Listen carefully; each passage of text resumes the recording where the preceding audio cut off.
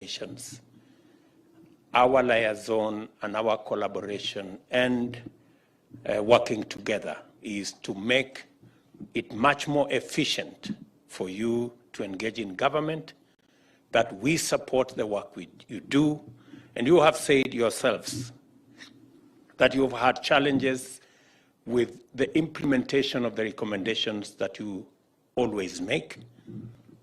The Office of the Deputy President will now make it easier and possible for us to implement all the recommendations that you make to all the institutions in the executive. We have recommendations that come from the Auditor General. We have recommendations that come from SRC. We have recommendations that come from every independent office. It is my commitment that we want those recommendations implemented, and that is why we are working together. I also know that many independent offices and independent commissions have challenges with Martha's budget. That is why, again, I assigned the High Office of Deputy President to assist the commissions to negotiate their way and to appreciate the nature of the budgets that you need, because you have said in this meeting that sometimes when we sectorize our budget, you get lost in between, and sometimes you are forced to compete for resources with the very people that you oversight, and therefore it is in their interest to make sure that you don't get as much resources so that you don't give them trouble. So,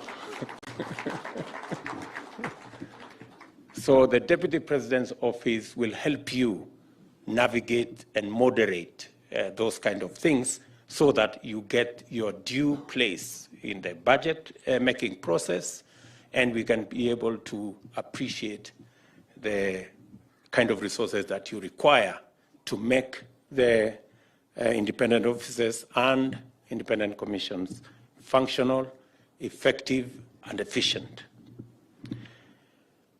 Matters to do with logistics, human resource, and the whole of that space that you require, you will also have an opportunity to discuss with us through the Office of the Deputy President, so that, again, we can give you the latitude to hire the people you need, and also to ensure that we look at the whole of government approach in dealing with independent offices and commissions. And finally, our approach is also to ensure that legislation that we prosecute as an administration through Parliament does not interfere with the independence of the commissions and does not claw back from some of the responsibilities that are assigned to you, because from where I sit as Deputy President before, I realized that that was one of the challenges that we had when dealing with independent offices and commissions. So that is the context that we are having this, this engagement. It is the same context that we have an engagement with the judiciary. Our belief is that an efficient, effective, independent judiciary serves the country better and holds all the other institutions of government to account, which then works for the people of Kenya. Our commitment to work with the judiciary is based on the executive supporting the judiciary in all manner of ways and eliminating unnecessary friction so that the judiciary can be effective in delivery of justice to the people of Kenya, and the judiciary can also stand up to impunity, whether it is by the executive or by the legislature, so that we can serve the country better. We're also committed to supporting our legislature. I have had consultations with the speakers so that they can also better discharge their oversight responsibility, provide a platform for the people of Kenya and their representatives to make their case, and to pass legislation that ensures that this country moves forward. And we are shortly working with the National Assembly and Senate to facilitate the executive to be better held to account by appearing on the floor of the House to answer questions, to explain policy, to attend to the needs of the people's representative in Parliament without necessarily compromising the independence of the executive or mixing the executive with the legislature. It is born out of our belief that accountability is what will cause us to deliver to the people of Kenya. So it is in that context that I believe that we need to have a working formula and metrics and arrangement between all arms of government, including our independent commissions and independent offices. And therefore, I welcome all of you to this very highly important gathering. Thank you for making time to be here. I appreciate the goodwill that you have shown, and I do not take it for granted that we can sit together as different arms of government and independent institutions to think about how we can deliver better for the people of Kenya.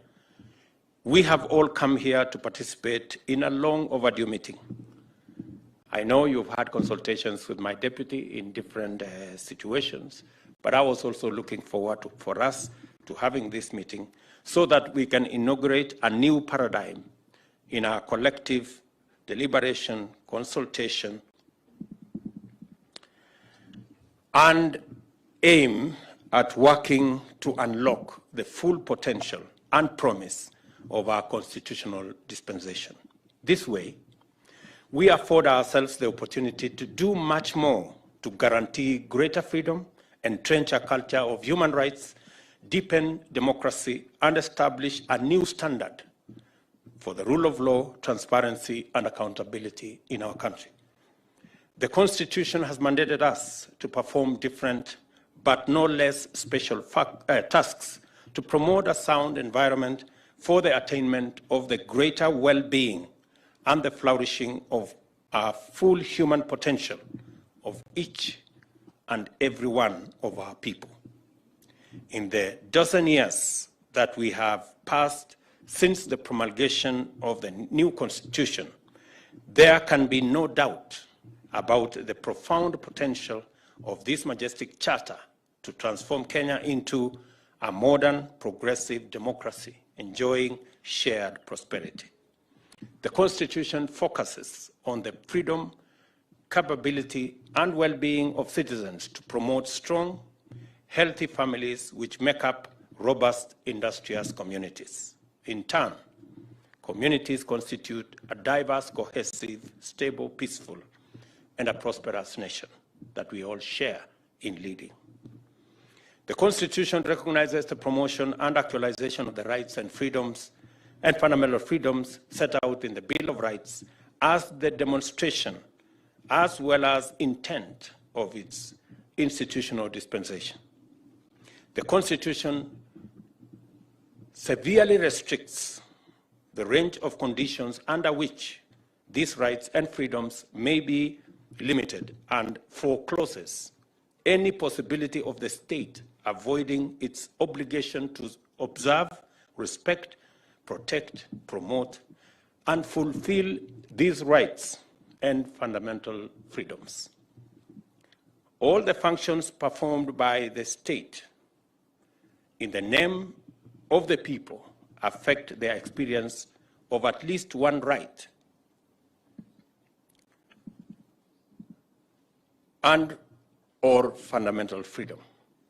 It is thus possible to categorize state functions in terms of the rights and freedoms directly affected by them. The organs of government, together with their, constituent mandates and functions, as well as commissions and independent offices, are explicitly and implicitly directed towards the observance and fulfillment of certain constitutional obligations connected with corresponding rights and freedoms. The national values and principles of governance set out in Article 10 are both the means as well as the ends of the actualization of the constitutional dispensation and implementation of rights and freedoms. We have classified our ministries, departments, and agencies into thematic clusters for effective coordination of delivery and for better evaluation of performance. The thematic clusters are based on the pillars of our bottom-up economic transformation agenda, commonly known as the plan, for the rapid socio-economic transformation of our country to achieve shared prosperity from the bottom going up. A number of functions can be seen to be cross-cutting and may be understood to be principally enablers. In any event, the pillars of our transformational agenda converge with the economic and social rights in Article 43 of our Constitution. We are, on a continuous basis, mindful of the constitutional imperatives tied to our work. They inform our intentions as well as our methods. I realize with much humility that to perform these functions, discharge our commitments, and actualize the foregoing obligations, I am vested with the constitutional authority to constitute certain offices and to appoint state and public officers. I am also authorized to mobilize resources and allocate them for expenditure through the budget in order to finance performance of their duties. I do not perform these functions in isolation. I must receive sound technical advice through my cabinet and other agencies, consult other organs of government, and defer to the feedback from commissions and independent offices. The people's representatives in Parliament furnish me with the necessary instruments to act, including to allocate and spend funds. From time to time, the judiciary likewise furnishes me with decisions, opinions, and advisories arising from its exclusive constitutional mandate to interpret the Constitution and all laws. We are cognizant of this robust system of checks and balances, which locks us into a purposive dynamic that permits us to do only right and proper acts and restrain us from pursuing improper and illegitimate objectives and courses of action. The Constitution recognizes the need for an institution to safeguard government against perverse or undesirable effects arising from a distortion of the system of checks and balances through collusion, capture, impunity, or asymmetry. It also recognizes the possibility of abuse, corruption, conflict of interest, and undue influence that can undermine the effectiveness of government and frustrate public interest. The safeguard designed by the Constitution to ensure that the public interest is insulated from failures in the three arms of government is the institution of commissions and independent offices set out in Chapter 15 of the Constitution. The objects for which they are established are explicit. 1, to protect the sovereignty of the people. 2, to ensure the observance by all state organs of democratic values and principles. And 3, to promote constitutionalism. A very strong indicator of their safeguard, or a very strong indicator of their safeguard role, is the constitutional architecture, in the fact that they are only subject to the Constitution, the law, and utterly liberated from any external influence, control, or direction. Likewise, to further highlight this constitutional pride of place, the tenure, terms of service, discipline, and removal are rigorous and entailed by design and are also explicitly expressed in the Constitution itself. To remove a member of a commission or holder of independent office, a petition has to be transmitted to the President after consideration by the National Assembly. The President may suspend the member, but shall appoint a tribunal to investigate the matter and make a binding recommendation to the President. There is no provision for a tribunal to say the President will decide. It is the tribunal that decides whether that person is dismissed or is reinstated. Commissions and independent offices are indispensable to the integrity, efficiency, and effectiveness of government, much in the same way as the internal audit function does to organizations. It generates actionable insights to orient strategy implementation so as to avoid risks and losses, enhance integrity and accountability, and improve governance and controls. We are committed as an administration to full and consistent compliance with the Constitution as a means of achieving sustainability in our governance agenda and demonstrating that sustainable development demands institutional soundness, which calls for constitutionalism.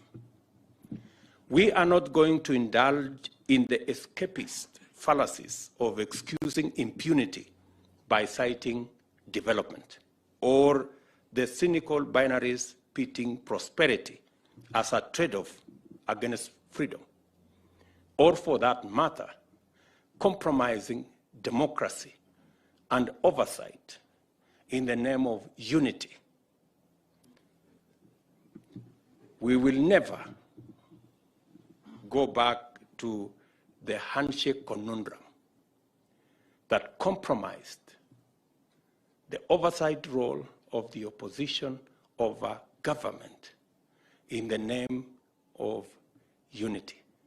And we are going to demonstrate that it is possible to work with the people who did not vote for you as an opposition, holding government to account, but serve all the people of Kenya without distinction of who voted for which side.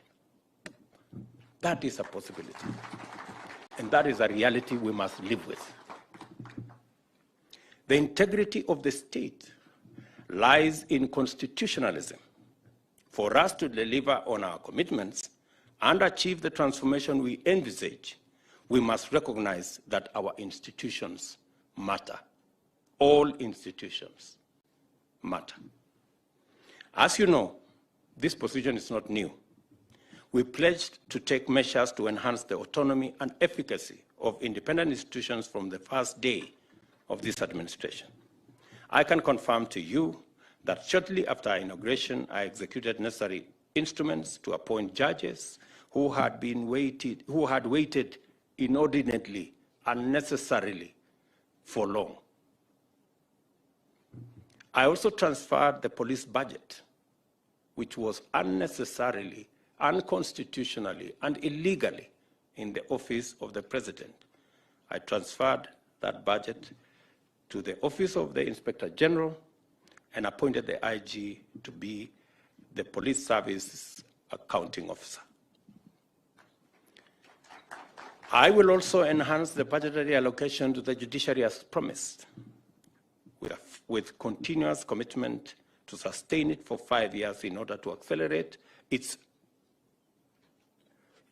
urgently needed infrastructure development, especially in terms of constructing new court stations in presently unserved or understaffed parts of the country.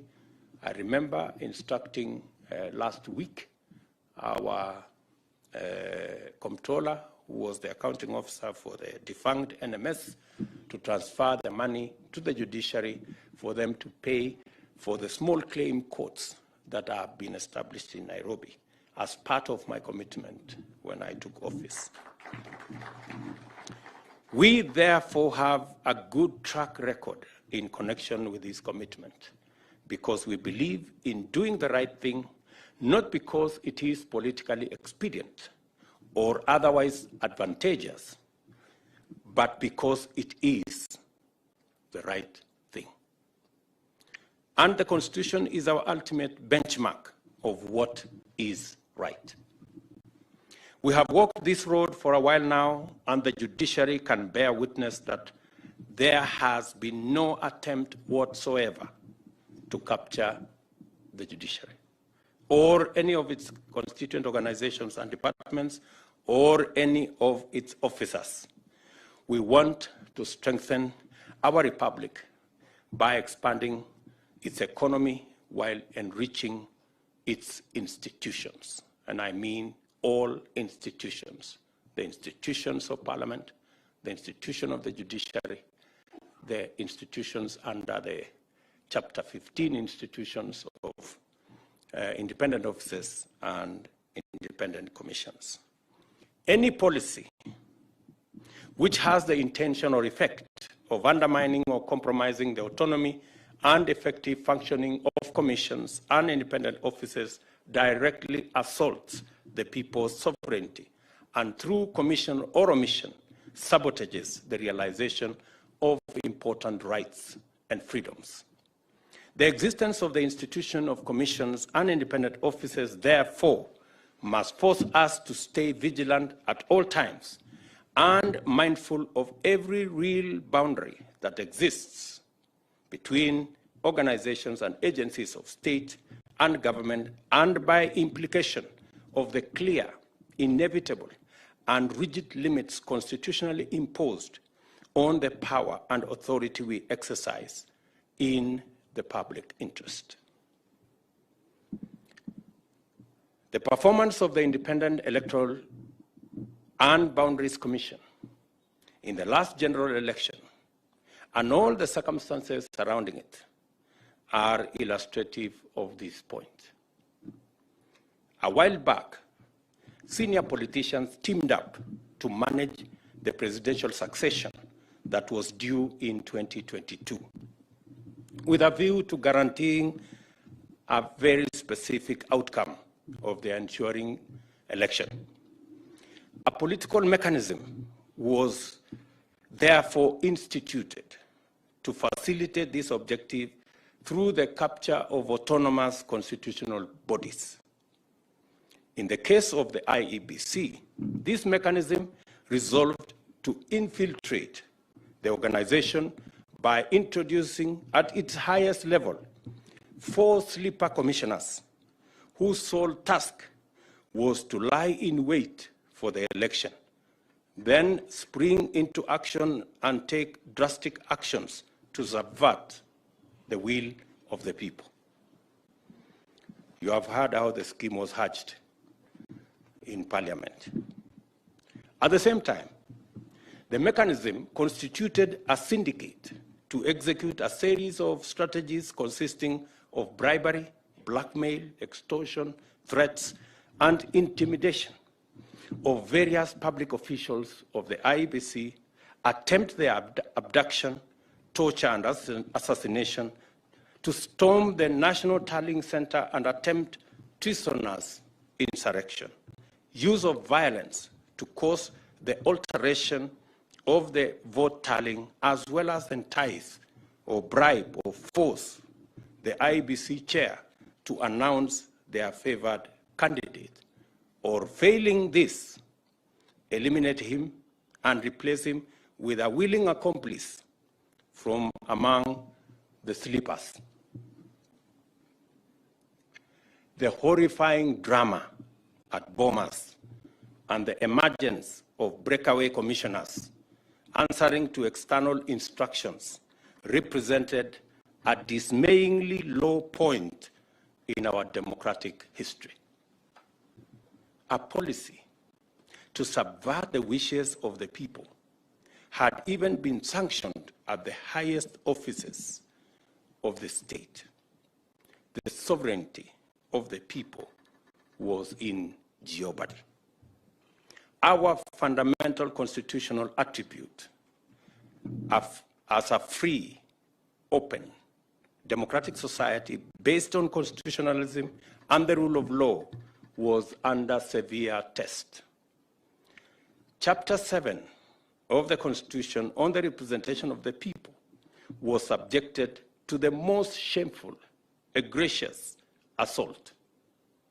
As a result, the nation's legitimate mechanism for constituting parliament and the executive was under serious threat of chaos and paralysis.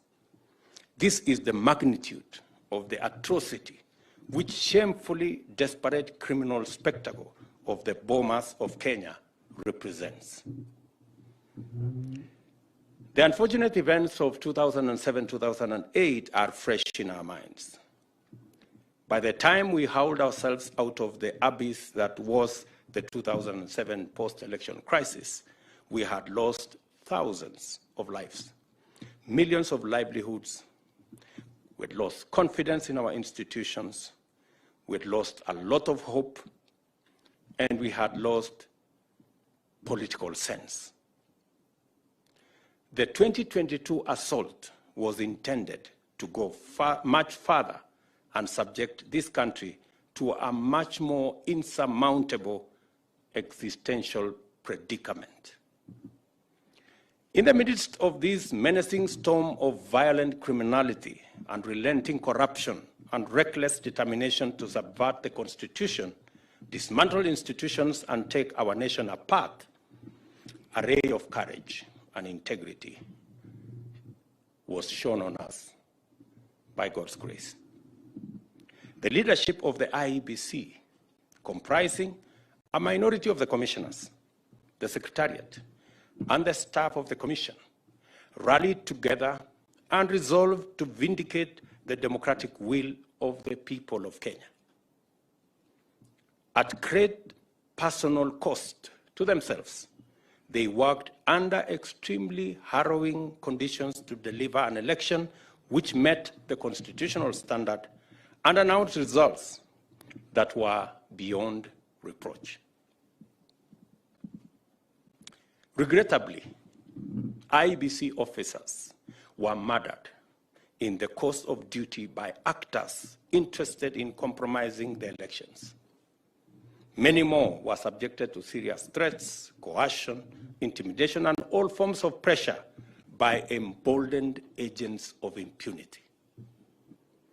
We now know that Chairman Wafula Chebukati, who is in this audience, and Commissioners Abdi Yakub Gulie and Boya Molu, as well as the CEO, Hussein Marjan, and their staff, were offered stupendous financial rewards to cooperate with the agents of impunity, but they bravely resisted. I think these good people deserve a clap, a much.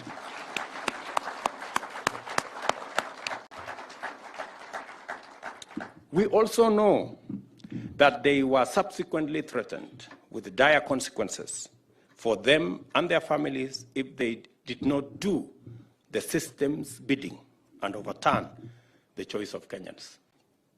Again, we know that they stood strong and firmly said no. Can we clap for these people?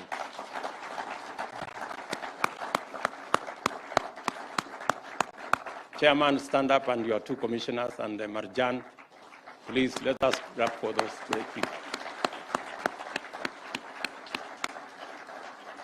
You may take your seats.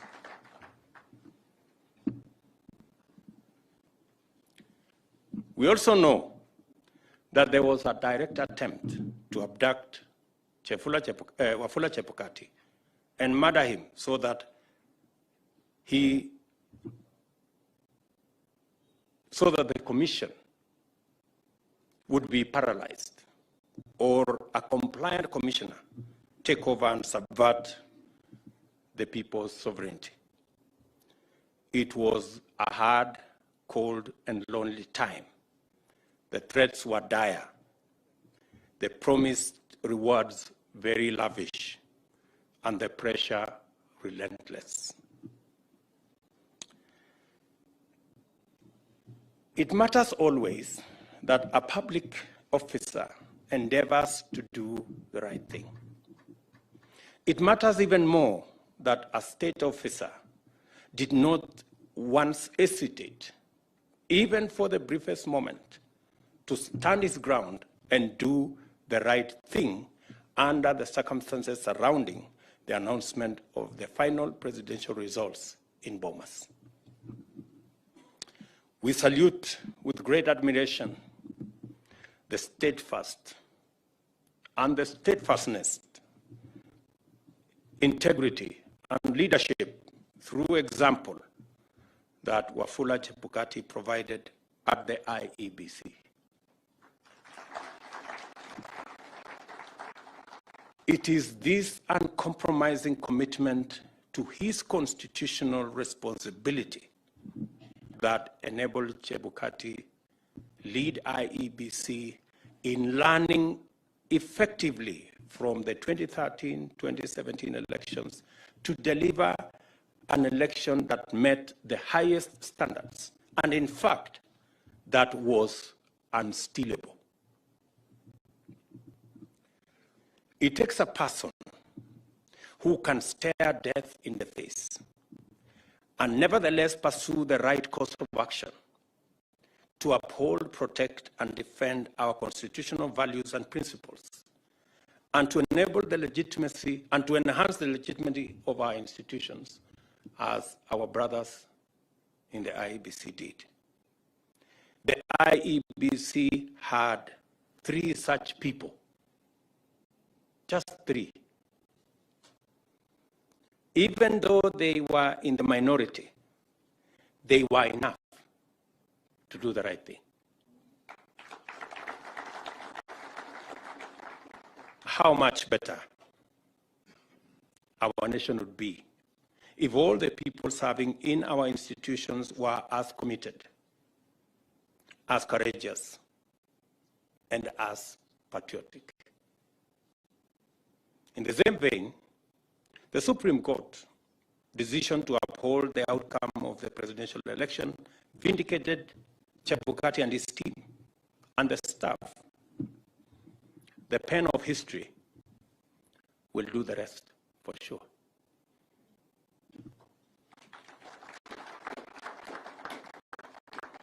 Through Wafula Chebukati, we have seen what integrity looks like at work.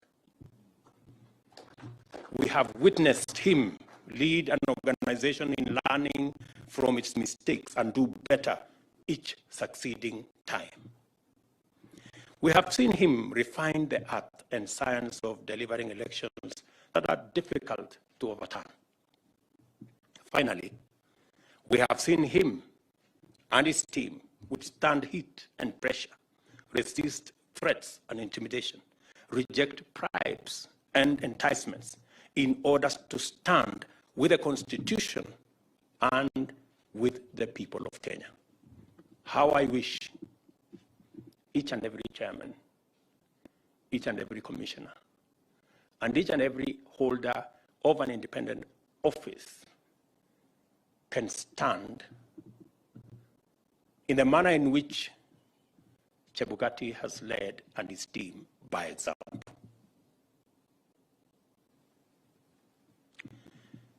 I hope that no other chairman of IEBC or indeed any other institution or commission will have to endure the kind of humiliation, threats, blackmail, bribery, and everything else that Chebukati and his team went through.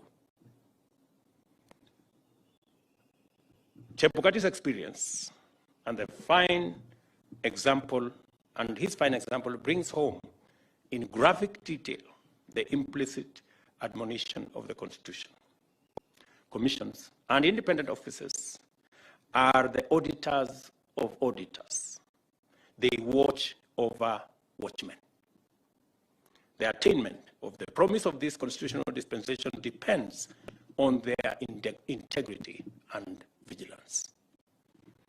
If commissions and independent officers or their leadership or membership go rogue, the people will be on their own as things fall apart. If, on the other hand, commissions and independent officers are steadfast in advancing their constitutional mandate, as the Chebukati team have demonstrated to us, Kenya's institutions will receive the necessary impetus towards realizing the people's aspirations by protecting rights, enhancing freedoms, deepening democracy, and unlocking the huge potential that our country is. As a matter of fact, this is my principal motivation for initiating this engagement between the executive and the commissions and independent institutions. I believe in teamwork. We are all on the same side, even if we play different parts. If every institution rises to their highest potential and operates effectively, there will be opportunity for coordination, collaboration, cooperation, and complementarity, as well as a healthy competition for the benefit of the people of Kenya. And I dare say the same of Bishop Emeritus Eliud Wabukala. Your service at EACC, the stability you have brought, the focus you have instilled, and your team stands out. You leave EACC with your head high up. And again, congratulations. Congratulations, my sister, Dr. Jane Kiringai. You have worked with me. I know your passion and